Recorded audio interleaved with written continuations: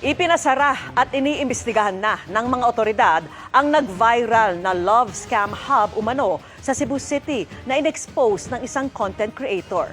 Nakatutok si Mariz Umali. Isinara ng PNP ang opisinang ito sa isang gusali sa Cebu City. Isa umano itong hub na ginagamit umano ng mga love scammer. Wala nang naabutan ng mga otoridad na nagtatrabaho sa lugar. Mga computer at gadgets lang ang tumambad sa kanila. Napagalaman ng mga police officials na nirentahan lang umano ang isang area sa second floor ng building at pinasublease pa ito sa nagmamanage ng umano'y scam hub. Nakausap sa telepono ni Cebu City Police Chief Police Colonel Enrico Figueroa ang babaeng nagpa-sublease ng lugar. Pero kakausapin pa umano nito ang kanilang abogado. Aware daw po sila and nireport daw po nila sa authority. Yun ang iimbestigahan po natin kung totoo po na nireport nila sa authority.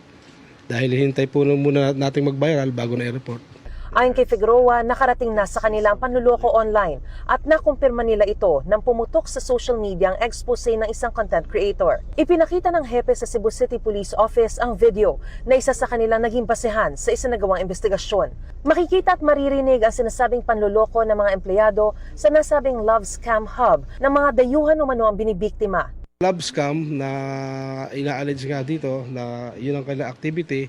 But on our investigation, sabi nga ng mga kapitbahay nila, ito daw medyo nagdududa sila noong umpisa pa lang dahil hindi nga siya normal dahil maingay daw dito sa loob. I think in the video, what they caught was they were scamming persons in South Africa. So these are scam hubs, and apparently they have a financier. Nakakaalarma raw ito ayon sa DICT. Iniimbestigahan pa raw nila kung gaano nakarami ang nabiktima ng mga scammer na ito. Pati mga scam buster ay hiningan na rin nila ng tulong. That's why I'm reaching out. I'm directly reaching out through your platforms to these scam busters that they can cooperate now with CICC and DICT.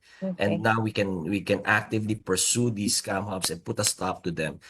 Kukuha ng cyber warrant ang mga otoridad para mabuksan ng mga computers at iba pang mga gadgets na pinaniniwala ang ginamit sa operasyon. Pinadalhan na rin ng show cause order ang mga nangangasiwa ng building at ang nangupahan na nagpa-sublease sa nag-ooperate na scam hub.